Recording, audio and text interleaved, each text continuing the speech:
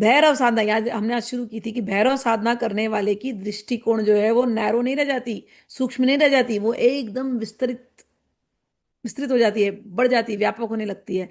अंतर्मन उसका जागने लगता है, अंतर्दृष्टि उसकी जागने लगती है। भैरव की साधना करने से व्यक्ति अगर सच में भैरव में लगा हुआ है 100%, और शुद्धता से लगा हुआ है, गलत काम करते हुए नहीं लगा हुआ है। कई बार सिद्धियां आती है भैरव में, और सिद्धियां इतनी तेजी से आकर के आदमी को गिराती भी है भैरव में। सिद्धियों को ध्यान नहीं देते हुए कोई लगा हुआ है बस भैरव साधना में, और दूसरों के कल्याण के लिए लगा हुआ है भैरव साधना में, वो व्यक्ति त्रिकालज्ञ हो सकता है। सिद्धियां आपके पीछे चलें और सिद्धियों को आप उपयोग न करें, आपकी दृष्टि भैरव से हटनी नहीं चाहिए बस। वैसा व्यक्ति वो क्लैरवॉयन हो सकता है, क्लैरवॉयंस है ना, वैसा व्यक्ति कि वो केवल भैरव से जुड़ा हुआ है बस। आपने देखा होगा, भैरव प्रकट होते हैं तो कांपने लगता है व्यक्ति, होता ही है, नॉर्मल है ये। तो कोई बोले, बहुत लोग चैलेंज करते हैं, अरे भैरव तो ऐसे वैसे नहीं। भैरव अगर कहीं किसी जगह में प्रकट हुए हैं, उस जगह में, तो उनकी जो शक्ति है वो इफेक्ट करती है, और व्यक्ति कई बार कांपने लगेगा। इसलिए भैरव साधना जब आप करोगे, हो सकता है एकांत में करो, और भैरव बहुत सरलता से आते हैं। भैरव जी से जल्दी प्रसन्न होने वाला कोई है ही नहीं। मतलब जैसे शिव ही है ना, इजिएस्ट पर्सन टू प्लीज इस Bhairav ji.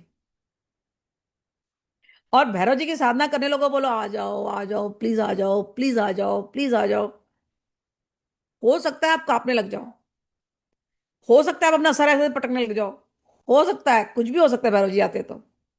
But do not worry. अगर वो शरीर कप कपाएंगे तो वो रक्षा कर भी हैं, वो शरीर को ठंडा कर भी देंगे। वो शरीर कांपती क्यों है? दो कारणों से कांपती है। मैंने कहा कि आपके अंदर के अत्याचारियों का को जो नष्ट कर दे वो है भैरव।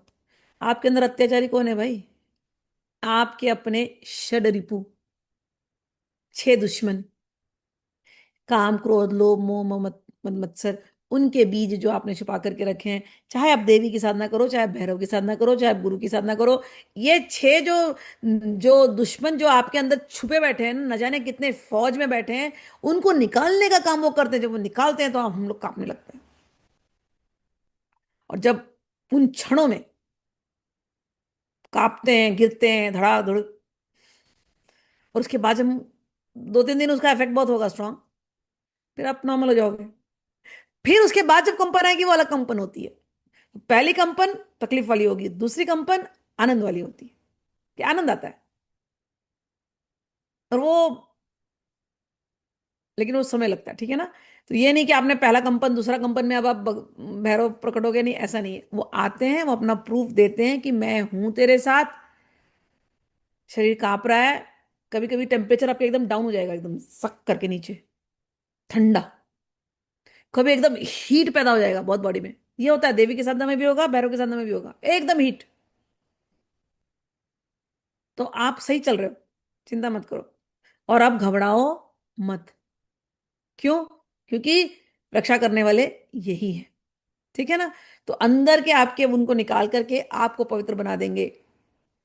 सही कंपन कब हुआ ये कैसे मालूम पड़ेगा?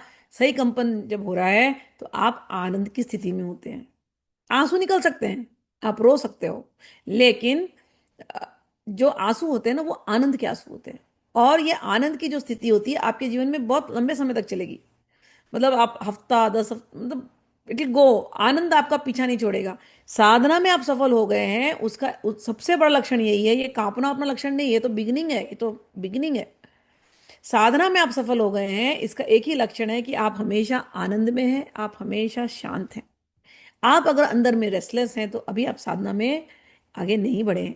हालांकि भगवान आकर के आपको साइंस दे रहे हैं, लेकिन आप साधना में 2 स्टेप आगे 1 स्टेप पीछे हो रहे हैं।